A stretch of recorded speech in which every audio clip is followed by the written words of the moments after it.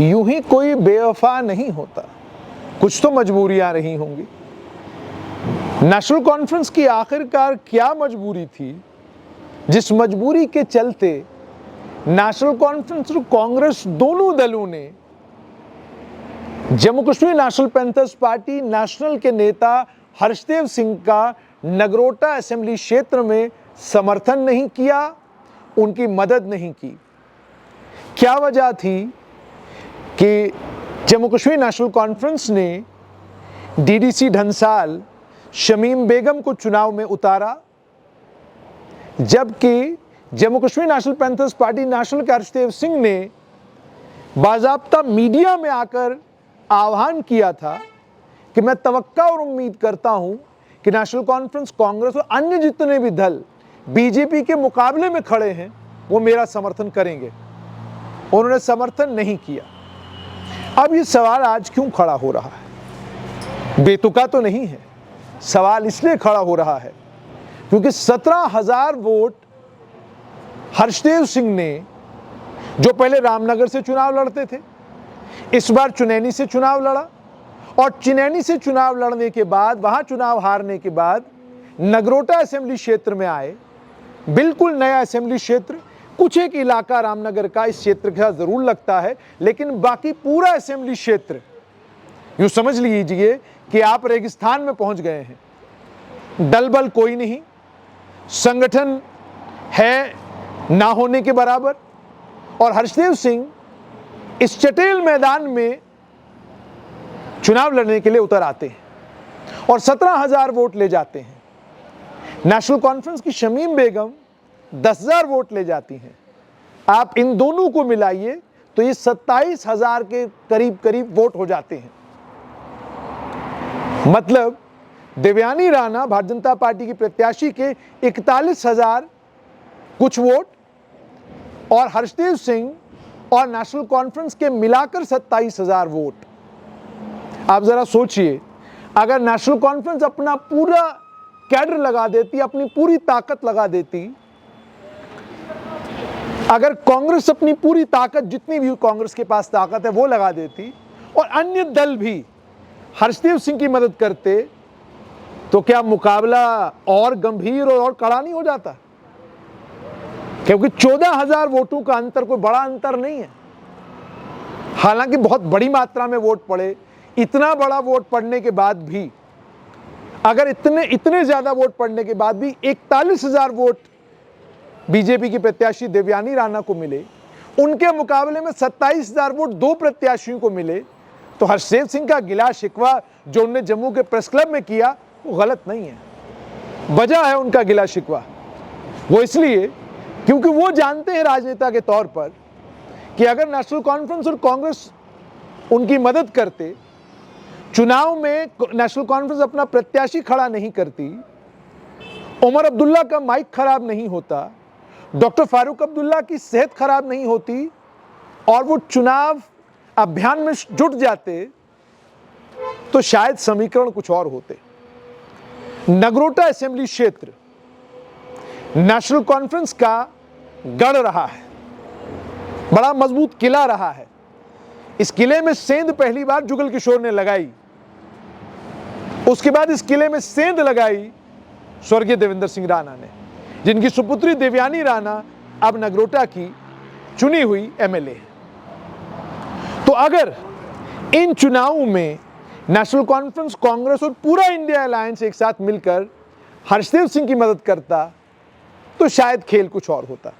पर है ये भी कमाल, एक ऐसा नेता जिस नेता के वीडियोस अक्सर जब वायरल होते हैं तो उन पर या तो वो किसी से लड़ रहे होते हैं या झगड़ रहे होते हैं या वाद विवाद चल रहा होता है, और जो अपने टेम्पर के कारण पत्रकारों में क्या आम लोगों में भी बहुत मशहूर है, लेकिन उसके बावजूद अगर वो नेता 27,000 वोट ले रहा है तो इसका मतलब उसके पास कुछ तो है जिसके चलते लोगों के साथ उसका कनेक्ट बनता है, और जिस कनेक्ट के बनने के कारण वो एक बिल्कुल नई नवेली कॉन्स्टिट्यूंसी में 17,000 वोट ले लेता है और उसके साथ में शमीम बेगम 10,000 वोट लेती हैं। तो मतलब साफ ये कि जिसे लाइट वेट माना जा रहा था चुनाव के बिल्कुल शुरुआत में, जिसको लेकर ये कहा जा रहा था कि 5-6 हज़ार वोट पर सिमट जाएंगे, वो अगर 17,000 तक पहुंचे तो वो आगे भी बढ़ सकते थे। राजनीतिक विशेषज्ञ ये कहते हैं कि अगर हर्षदेव सिंह की मदद नेशनल कॉन्फ्रेंस, कांग्रेस और बाकी सभी दलों ने दिल खोल कर की होती तो शायद हर्षदेव सिंह भारतीय जनता पार्टी की प्रत्याशी देवयानी राणा को और कड़ी टक्कर देते और मुश्किल काम कर बना सकते थे वो बीजेपी के लिए। अब मुख्यमंत्री उमर अब्दुल्ला जो दावा ये करते हैं कि वो भारतीय जनता पार्टी को रोकने के लिए हर मुमकिन कोशिश कर रहे हैं, सवाल पैदा ये होता है कि वो जो हमने कहा था कि माइक खराब हुई, साउंड सिस्टम नहीं चला, और उस समय जब हमने ये कहा था कि अगर ये हुआ और बिजली मंत्री के होते हुए हुआ, और हमने कहा था कि कहीं ऐसा तो नहीं है, और ये सच भी है कि स्वर्गीय देवेंद्र सिंह राणा का और मुख्यमंत्री उमर अब्दुल्ला का की जो मित्रता थी, जो उनकी दोस्ती थी, वो बहुत कमाल की थी। विश्वास, यकीन, प्रेम, सद्भाव, ये इनकी दोस्ती की मिसाल थी। और मुख्यमंत्री उमर अब्दुल्ला ने भी स्वर्गीय देवेंद्र सिंह राणा को वो स्पेस और वो जगह दी जिसको वो डिजर्व करते थे। पूरी पार्टी के विरोध के बावजूद उमर अब्दुल्ला ने स्वर्गीय देवेंद्र सिंह राणा को प्रोविंशियल प्रेसिडेंट बनाया। पार्टी के कई सीनियर नेता उनसे नाराज होते जब वो देखते कि उमर अब्दुल्ला कितनी स्पेस देवेंद्र सिंह राणा को राजनीति में, अपने दफ्तर में और बाकी जगहों पर देते हैं।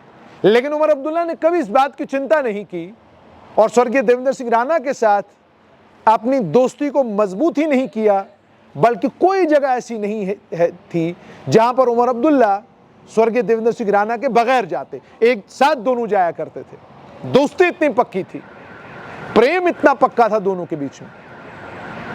उसके बाद जब उनका देहांत हुआ तो मुख्यमंत्री उमर अब्दुल्ला की आंखों में आंसू थे, ये भी एक सच्चाई है। लेकिन चूंकि देवेंद्र सिंह राणा भारतीय जनता पार्टी में शामिल हो गए थे, दल अलग हो गया था, विचारधारा अलग हो गई थी, इसके चलते दोनों के बीच में वो संबंध नहीं रहे थे जो संबंध 5 अगस्त 2019 से पहले थे। 5 अगस्त 2019 के बाद भी स्वर्गीय देवेंद्र सिंह राणा ने नेशनल कॉन्फ्रेंस और नेशनल कॉन्फ्रेंस की आइडियोलॉजी को लेकर जोरदार और दमदार तरीके से बात की, हर मंच पर की, हर तरीके से की। लेकिन फिर कुछ हालात बने कि उन्होंने पार्टी छोड़ दी। जब पार्टी छोड़ी उसके बाद भी उन्होंने इस बात को इंश्योर किया कि वह ना उमर अब्दुल्ला ना उनके पिता डॉक्टर फारूक अब्दुल्ला के बारे में किसी जगह कोई अभद्र टिप्पणी नहीं की। हाँ, आरोप प्रत्यारोप का सिलसिला रहता है, वो नेता करते हैं। इस ग्रेस के साथ वो आदमी इस दुनिया से चला गया और उसके बाद उनकी बेटी इस कॉन्स्टिट्यूंसी में जब भाग रही थी, दौड़ रही थी, तो उमर अब्दुल्ला ने भी उनकी सुपुत्री का सम्मान भी किया। और जब एक मौका आया इस कॉन्स्टिट्यूंसी में कैंपेन के दौरान, तो बात करते वक्त भी मर्यादाओं में रहकर बात की और अपने स्वर्गीय दोस्त को याद भी किया। ये इसका एक बड़ा इमोशनल और बड़ा इंपॉर्टेंट कंपोनेंट है इस सारी कहानी का। यानी उमर अब्दुल्ला के पास एक ऑप्शन तो यह था कि आप राजनेता की तरह मैदान में उतरते, भूल जाते कि कभी स्वर्गीय देवेंद्र सिंह राणा आपके बड़े करीबी दोस्त थे और उनकी बिटिया आपकी बेटी जैसी हैं, भूल जाते और आप सीधी सीधी सटीक राजनीति करते। लेकिन उन्होंने ऐसा नहीं किया, बल्कि उस रिश्ते का सम्मान स्वर्गीय देवेंद्र सिंह राणा के इस दुनिया से चले जाने के बाद भी किया। लेकिन राजनीति जरा क्रूर है। राजनीतिक सच्चाई आज के दिन ये है कि हर्षदेव सिंह जो बात कह रहे हैं कि अगर नेशनल कॉन्फ्रेंस, कांग्रेस और इंडिया अलायंस सारा मिलकर उनकी मदद करता तो नगरोटा असेंबली क्षेत्र में चुनाव बीजेपी के लिए मुश्किल हो जाता।